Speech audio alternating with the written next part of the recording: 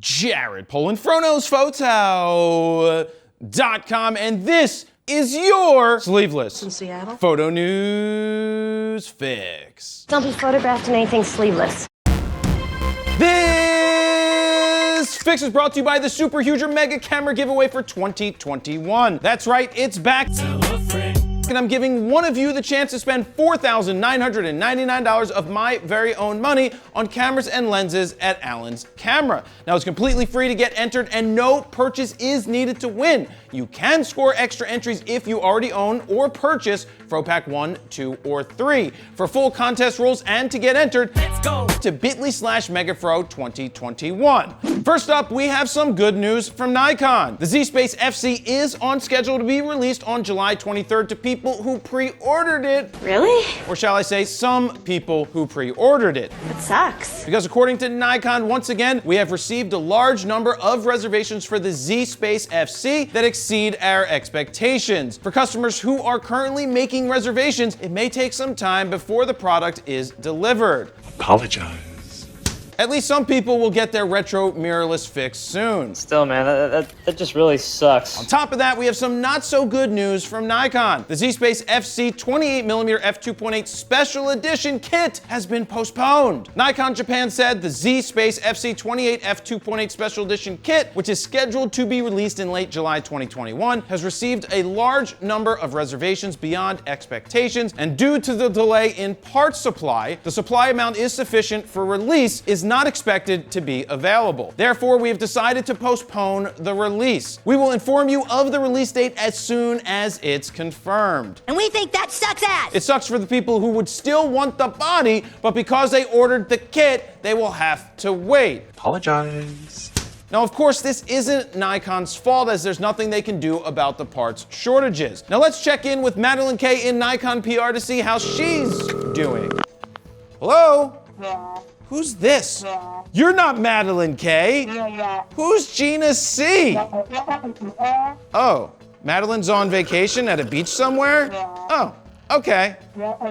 Anyway, the moral of the story is, if you just ordered a Z-Space FC, you might be waiting a little while. When will then be now? Next up, as we wait for actual concrete information from Nikon on the Z9, hold up. Before you Nikon people yell at me and say, but Jared, Canon hasn't said much about the R3 either. No shit, and I will continue to bust their balls until they do. If they hate him, why do they listen? Okay, back to the Z9. Nikon Rumors is reporting they have new information that might point to the Z9 being 45 megapixels and being able to capture up to 30 frames per second for stills, not the 20 that they previously were told. To put that in perspective, Sony's A1 can capture 50 megapixel images up to 30 frames per second, with 30 frames per second images being compressed to 12-bit RAW files. Now, it has been rumored that the Z9 will shoot 16-bit RAW files, but something tells me if you're shooting at a high frame rate, it will go back to 14. But man, 45 megapixels with the ability to shoot 16-bit RAW when you don't need a ton of frames per second, but when you do need it, you can get 30.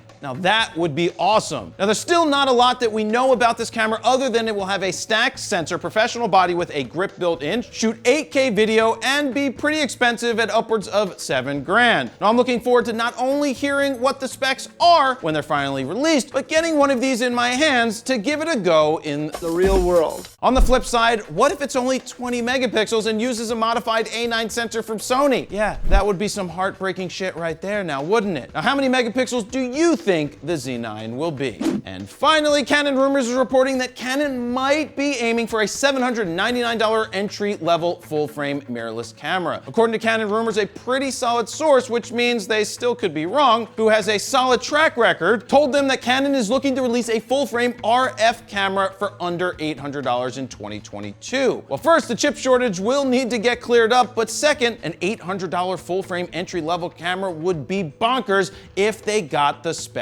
right. Canon's cheapest entry-level full-frame is the tiny RP, which was released at $1299, can be had refurbished from Canon for $899. I'll take two. Now the RP was not perfect, but it does have dual pixel AF, which works really well. Hey, put me down too, man. I get one. Here's what I would like to see in an $800 full-frame RF camera. Now, I think it would be built around a 20 megapixel sensor, possibly the same one from the R6. It would have a lower quality EVF, smaller form factor, Hopefully the same digic processor to allow for amazing AF, but less frames per second for both mechanical and electronic, and probably a smaller battery. Now there's got to be some compromise and product separation from the R6. If Canon can pull something like this off and offer less expensive RF lenses, I can't see a reason why a newcomer wouldn't decide on Canon over Sony and Nikon. I guess time will tell. No one who went sleeveless ever won a Pulitzer. And there you have it. That's your photo news fix this time around. To check out the last fix, go ahead and click on the screen right here. Don't forget to like, share, comment, and subscribe. And that's where I'm going to leave it. Jared Polin, FroKnowsPhoto.com. See ya.